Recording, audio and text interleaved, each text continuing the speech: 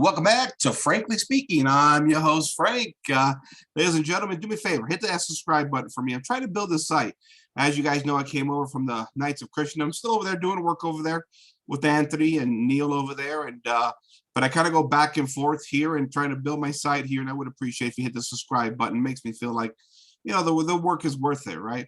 Guys, tonight I want to talk to you about, really the conundrum that many Catholics are in regards to politics in America. As many of you know, I came from the political right. I came from the classical liberal camp. I was considered myself a conservative. In fact, back in the late 90s when I was going to college, I actually considered myself for a short time a libertarian of sorts until I found conflictions with the libertarian beliefs and really the moral system of governance and things like that. But, I've kind of evolved over the years and, you guys know I always reference the classical liberals here. And, one of the things I've done over the years, because me, Anthony, and Neil over at the Knights of Christendom all have kind of different backgrounds. I think Anthony, if I remember correctly, came from more of that libertarian Ron Paul background, which was a little different back in the early 2000s when Ron Paul was running for the presidency, to say the political right. And then Neil had more of the Catholic theological background rather than more of a political background. Myself, I had a political background. I actually, in an unofficial capacity, worked on the George W. Bush campaign back in 99 and 2000. And I was hardcore into the right-wing camp. And see, one of the things that it really did for me being in that camp for, how long was I in that camp? Probably from the mid-90s all the way up until Barack Obama's re-election, right? Which I believe is 2012, if I remember correctly. So it's quite a while. I learned all the ins and outs of the political rights. I learned all their arguments. I read all their top thinkers. I listened to talk radio religiously in those times.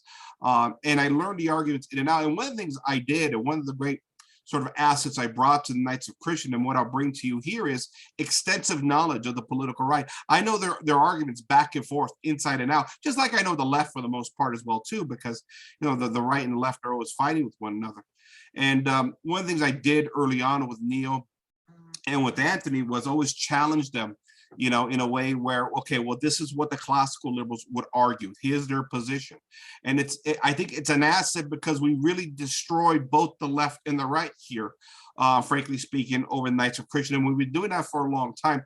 That's why we get very little pushback, because our arguments are arguments of philosophical origins, right?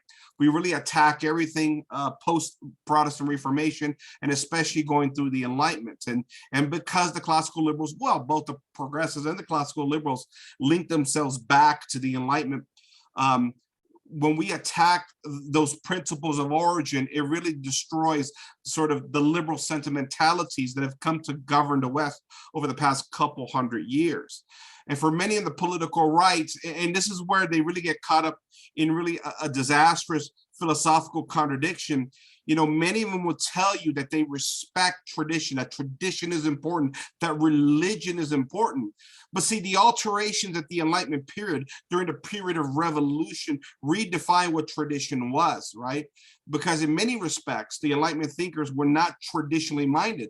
They were the rebels. They overthrew the old world.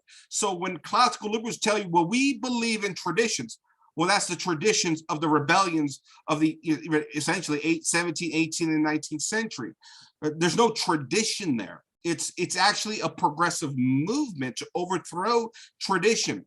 But because, again, the offspring of the classical liberals, which is the progressives in this world, have taken classical liberalism to its most logical conclusion, which is the far left. Again, they're reaching back for something of the past, right?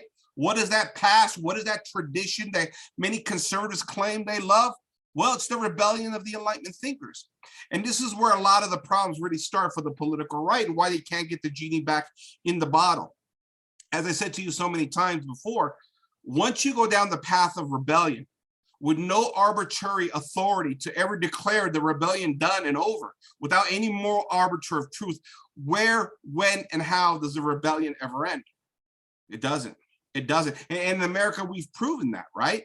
We've proven the fact that we're in a constant state of perpetual revolution in America as a culture, as a society, a political system, and even more so, more damaging, even within the family, right? As the family is constantly rebelling against itself in America.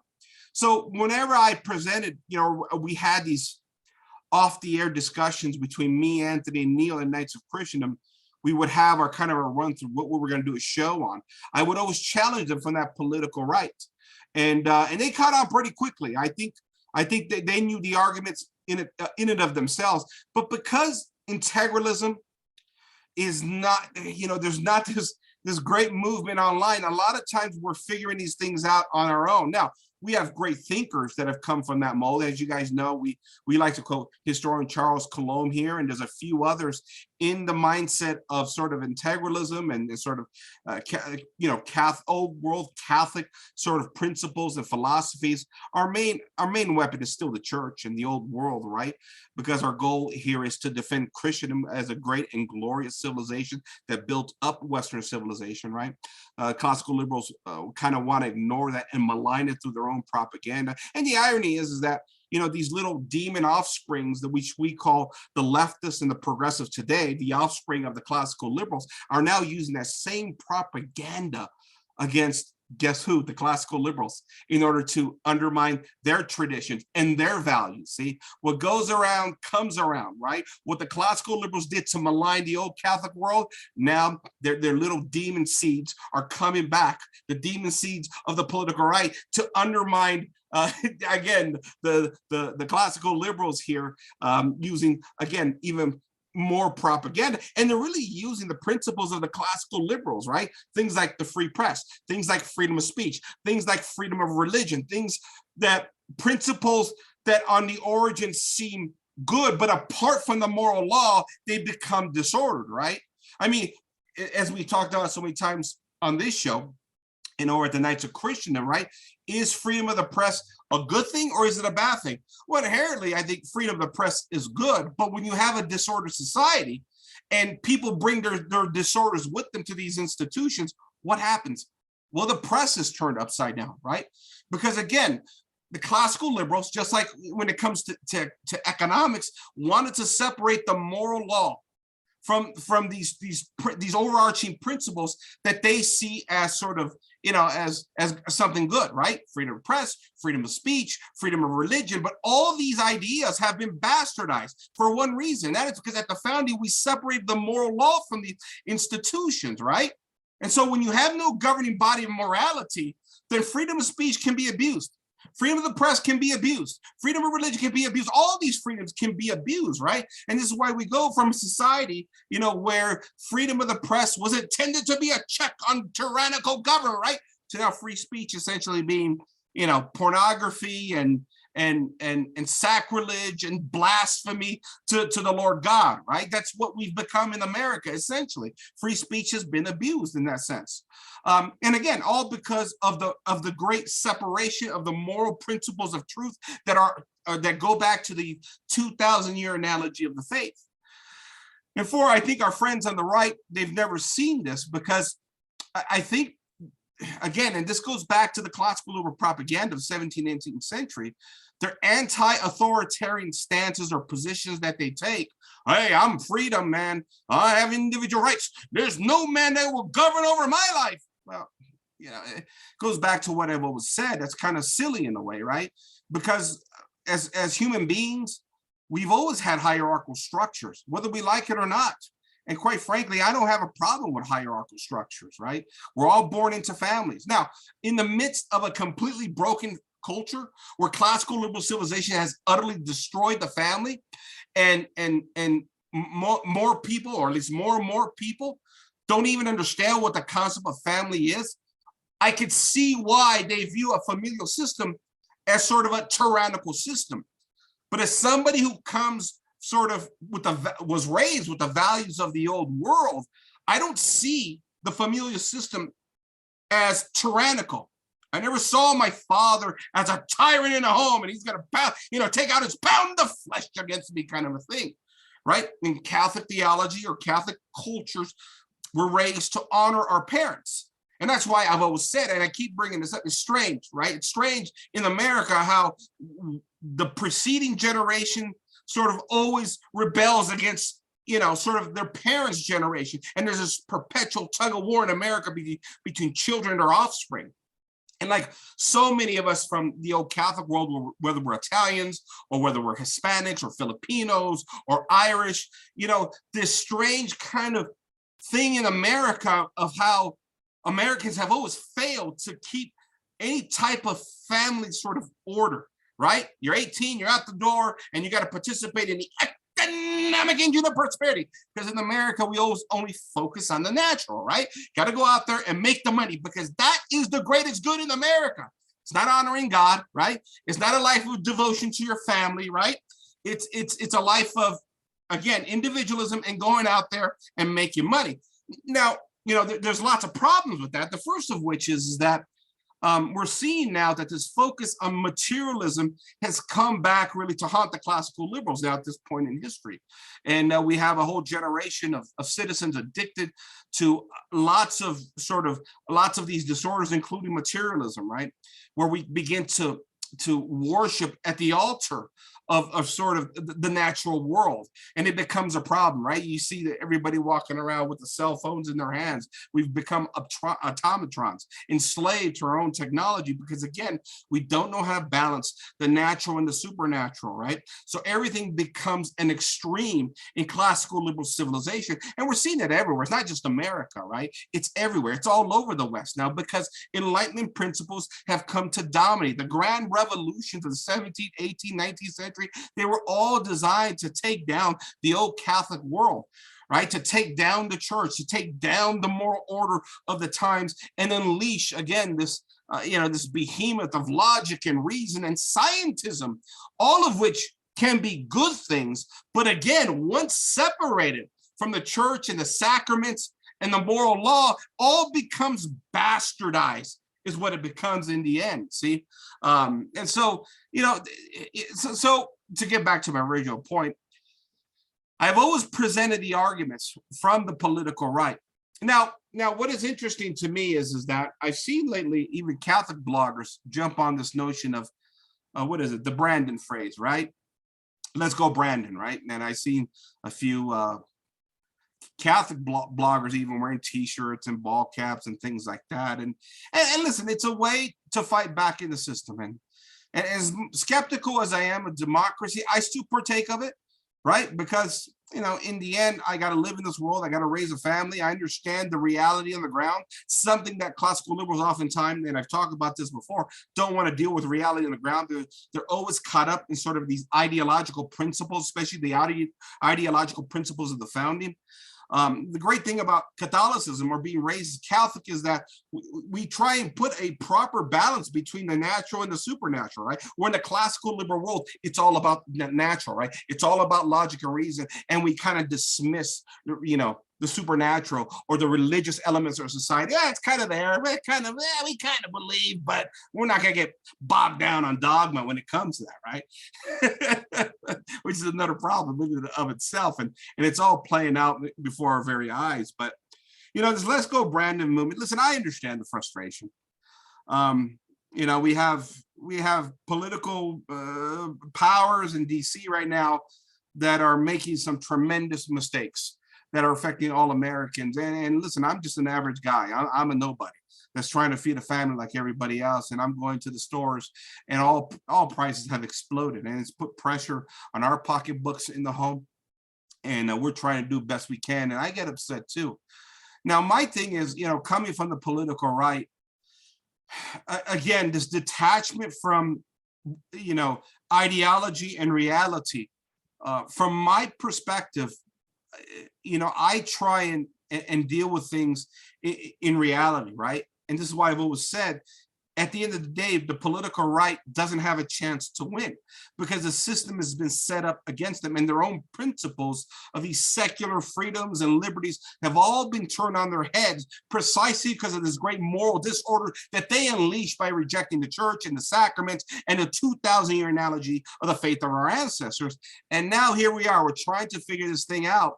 And so we attach ourselves to these temporary movements within politics to try and bring back some type of sanity in this world. The latest one, of course, being let's go Brandon, right? It's a knock on the current president. But listen, the Tea Party was this temporary movement, right, of Americans being upset, and we're going to take back America. We're Americans, we the people, we have a right. We're going to march, and we're going to take it all back. And what happened to the Tea Party? It just kind of disappeared. And I went through a lot of these movements in my days in the classical liberal camp. And listen, I don't mean to diminish Americans' attempt to try and grab a hold of this cluster fart we call, America in 2021 as, the talks of separatism and revolutions and civil wars, which I find all silly. It's never going to happen. But, I find it that the political right, again, always goes back to the well. And it's out of ideas because the very principles they believe in have led us here, right? And here, frankly speaking, as I've told you so many times, unless we get our moral order back and get faith back in the system. Now, I get it. I get it. There's problems within the church, right? Because this great apostasy, which ironically enough was launched at the Enlightenment. Now, I would argue actually that it starts at the Protestant Reformation. I was actually watching a documentary on iconoclasm again during the Protestant Reformation, particularly how art during the Reformation changed in Protestant nations, and you begin to see how the apostasy began, right? Going from reflections in art of these great, beautiful portraits of the supernatural, which were designed by many Catholic artists to lift up the soul, to give us, sort of a spiritual awakening, to remind us of all that is good and the next world, and all the great saints and all the sacrifices previous generations made, and of course honoring God, our Lord Jesus Christ, and Our Lady, and all the great saints. And yet you begin to see the Protestants deviate away. A lot of it was, of course, anti-Catholicism, and so they begin to away, and we begin to move into this naturalistic world. Again, I keep talking about the natural and the supernatural. And the Protestant Reformation, is actually where the great apostasy begins, and we see the separation between the natural and supernatural, right? And as Protestantism immediately devolves into, again, dogmatic chaos, the faith begins to be lost. I said it so many times before. You look at really Europe, the way it was divided at that map of the Protestant Reformation. You look at the northern part of Europe and the Scandinavian nations, the Netherlands, which was fully Calvinist like America, and even England. Those nations are completely apostatized. And not only are they apostatized, they're ushering in this new world order. They're full-blown pagan empires. Now, for the Catholic nations down south, and especially out in Central Europe, a whole different ballgame. Right now, Western European nations like Italy, France, Portugal, Spain, they're having their problems. But a lot of those problems were due to the Great World Wars and classical liberalism really embedding their values via democracy and ramming down post-World War I and World War II sanctions and things like that. And part of it was you're going to have to give up your Catholic identity. That's all there is to it. You want our money? You don't want us to bomb you into oblivion? You're gonna have to let go of your monarchs. You're gonna have to let go of your Catholic cultures and accept democracy. And of course, that's where those Western European Catholic nations begin to struggle. But even with that, they have not nearly descended as fast as the Protestant nations did. I mean, Luther wasn't even in the grave yet, and you had all these great divisions over there. And that's where the apostasy essentially begins. But even to this day, right? Places like Italy, you still got 35, 40% of the population going to church, right? You got, I think Spain is about 30%, Portugal is about 35%, but you go to Scandinavian nations, they're down in the single digits, right? Places like Sweden, Finland, 8, 9% are going to church now, and who knows what percentage that is even Catholic, because that's what really matters in the end. And so, you begin to see this devolution of the faith and the collapse, and understanding that liberalism was here to stay, and liberalism was going to sort of impose its will. And here we are, right? Here we are now as Americans. We're seeing everything as Americans we came to know and love. Granted, from my opinion, it wasn't perfect, but there was a lot of things that we could tolerate and work with in America. Now, it was doomed because ultimately America doesn't accept true principles of God, but at least we could try and manage through this thing. And I think this is what we're doing now, right? The political right now is managing decline. And so when you see, let's go, Brandon, let's go, Brandon, it's essentially a last gasp effort to tell your citizen or convince your citizen or manipulate your citizen or get on your knees and beg to your citizen, please vote the right way. Please vote the right way, please. Oh, good Lord. It's pathetic. It's pathetic how democracy has turned us all into just weaklings in many respects. The fact that I gotta go grovel to my neighbor to make sure he votes the right way so my life isn't ruined. Oh, good Lord, where we're at here within the realm of this democracy. You know, it's just funny what we're reduced down to. The idiocy. You know, I was online the other day, and who was it? Historian Charles Coulomb. You know, Mr. Coulomb, of course, I find him to be just a brilliant man. That's just me. I love his work. I love his books. I love his show, Off the Menu. And I was watching his show, or no, he was on Facebook the other day. And yeah, as you guys know, I've interviewed Mr. Coulomb a few times over at Knights of Christian. And man, he put up a thing on monarchy, right? Why monarchy is superior than, say, republicanism or democracy. And I remember one of the comments in his Facebook feed. Somebody said, well, you know, he rather put his trust in his neighbor rather than a monarch. And, you know, I was stunned by that comment. I was stunned because there is nobody that I trust less than my neighbor. I'll be honest with you, right? You could tell me that monarchs are tyrannical, but that a lot of that is propaganda, to be honest with you, right? I mean, monarchs can go bad and you have to deal with it. But in a democracy, once a democracy goes bad, what's the resolution? We see the revolution with a monarch. You take down the monarch, right? They can be taken down if you want. And this is why monarchs always had to be careful in the old world. Now, I know for America, it's a little difficult because we're dealing with Protestant monarchies, which is, again, a byproduct of the Reformation, which, again, classical liberals never want to talk about, right? Because it's just too complicated for them, right? Because we're all forced to accept these pluralistic standards in the end. But, you know, again, as I said before in this show, you know, every 2 years in November, we all march hand in hand as Americans to the polls to make America great again, or kind of a thing, you know, and yet there's nobody I trust less than my neighbors, especially in this current society where we have all this great moral disorder, where the sheer human brokenness and the brokenness of the family is on full display for everybody to see. Listen, I'm not getting too details here. I drove through a fast food place the other day, and let's just say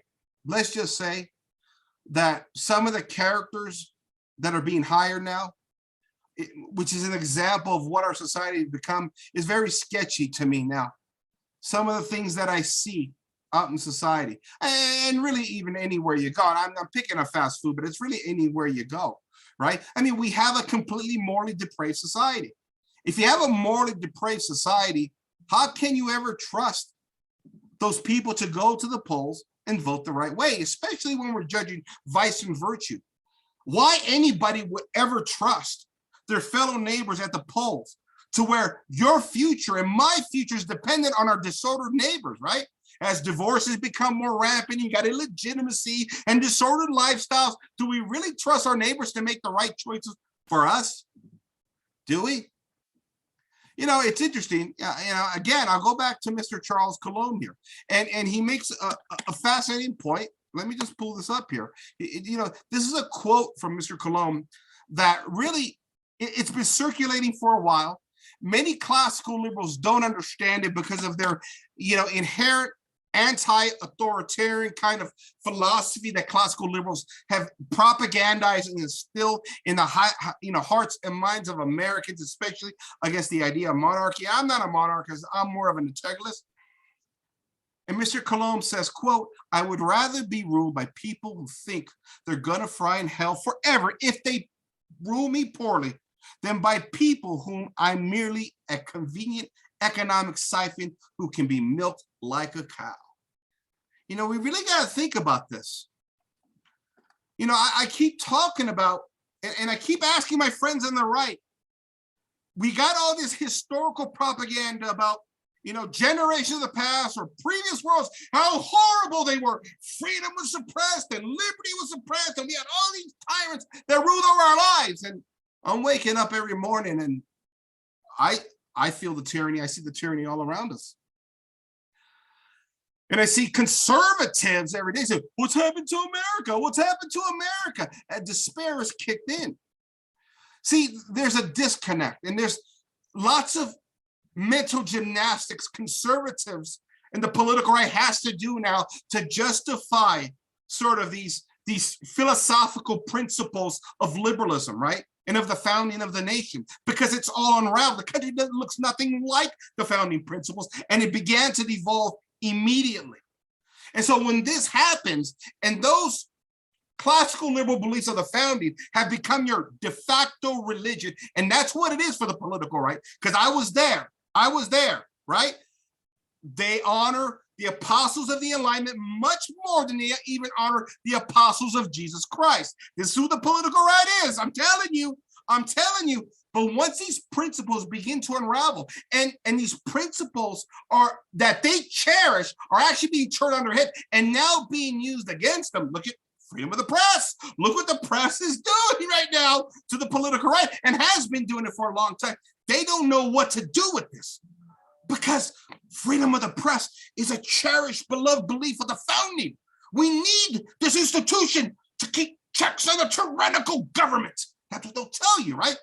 But the press has joined forces with the tyrannical government. What do you do now? Is freedom of the press a virtue? Well, I would argue, in theory, in a Catholic world where you have the church in place, with its governance and its moral, philosophical body of principles of morality, the sacraments where families are more well-ordered, right? In agricultural society where families work together rather than the usury system, right? When we have an overarching Catholic civilization that presents us with greater moral order, then something like freedom of the press could work, because you have a moral civilization. But what happens when you rebel against just authority? And true religion on top of it all, because as Americans, we don't mess with religion, right? You do you, I do me, and as long as we don't cross each other's property lines, we don't shoot each other. That's American morality. Well, here we are, 250 years after the fact, roughly, and look where we're at.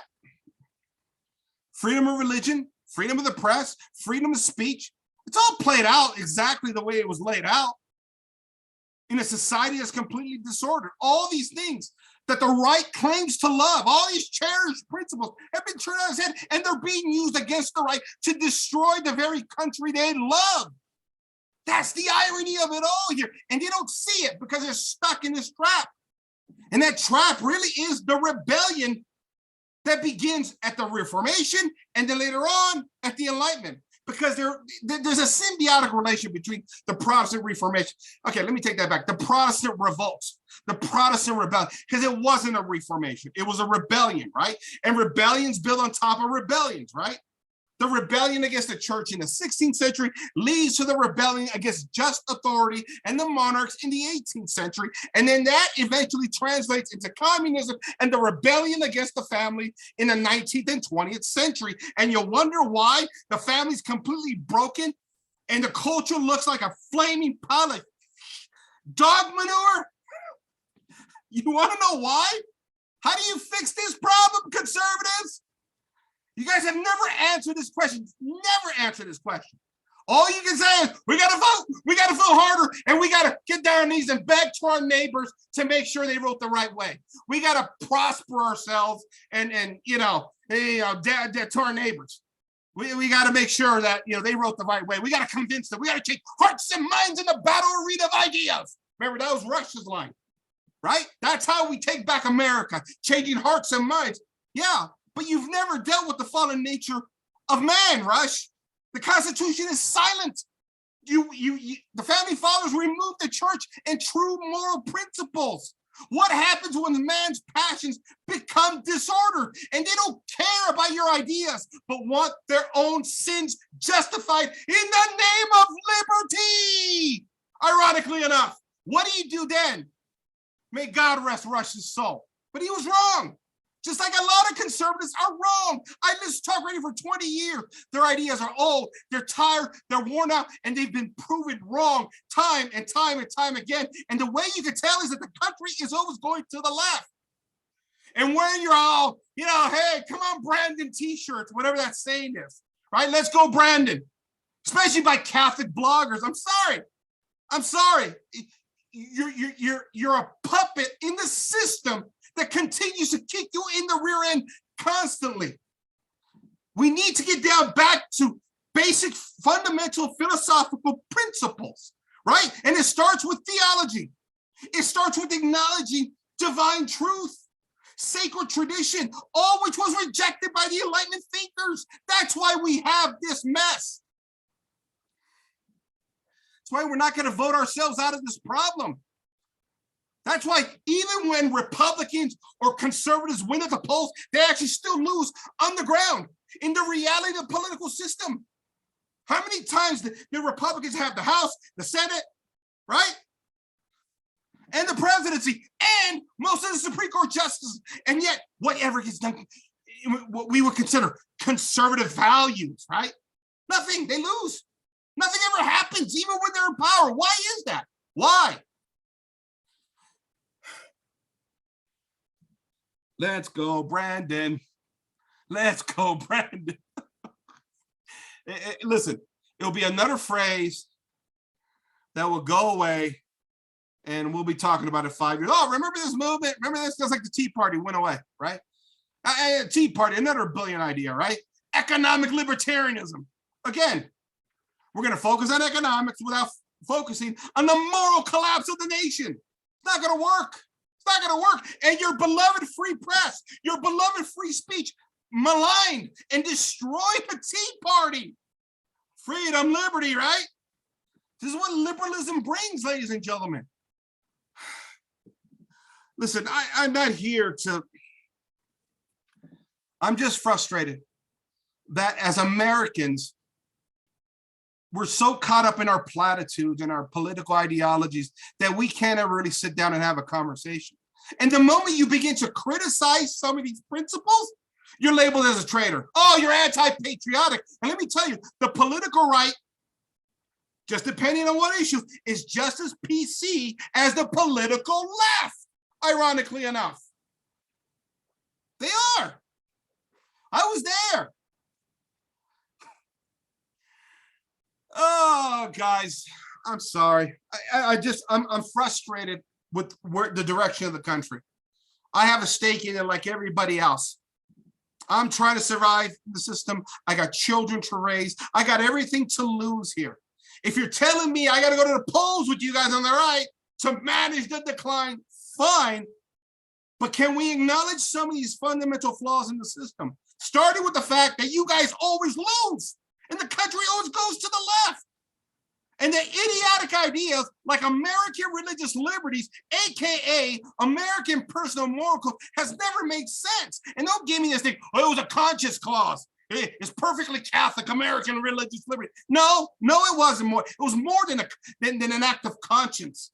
Yes, as Catholics, we believe you have the right to your conscience in regards to religion. You can't ram down faith in religion down anybody's throats. You can't force it upon them with a gun to their head or a sword to their neck. You can't do that. As Catholics, we've always believed in that. But that doesn't mean that man gets to make up anything he wants to believe in and call it true religion and true faith. Because at the end of the day, we got 30, 40,000, Christian denominations, all which disagree on the essentials of the faith, which essentially is, guess what? Dogmatic anarchy. That's 30 or 40,000 contradictions in regard to faith and religion. I'm sorry to get worked up, guys. I'm frustrated too. I'm seeing the country go to crap, and there's nothing anybody's doing that's any different. Nothing. I know sometimes you guys get upset at me because I start to yell and we're Americans, we gotta talk things out, but sometimes you gotta give people a kick in the ass. You do. I believe in that, especially when we continue to make the same mistakes over and over and over, starting with the fact that we're not going to vote ourselves out of these problems. The political right has just screwed it up royally for many, many years. They're just not willing to admit it because they don't know any different. They don't know any better because their ancestral roots of tradition, of faith, and even philosophical political principles was wiped out by the propaganda of the classical liberals during the time of the Enlightenment and during the time of the Protestant revolt. So much of our history has been rewritten. The glorious history of the West, it's all been rewritten, all to justify these revolutions and the very disorders that dominate the West today. There you have it, ladies and gentlemen. Frank, this is the amped up edition of Frankly Speaking. I want to thank you for joining me. Good night, everybody.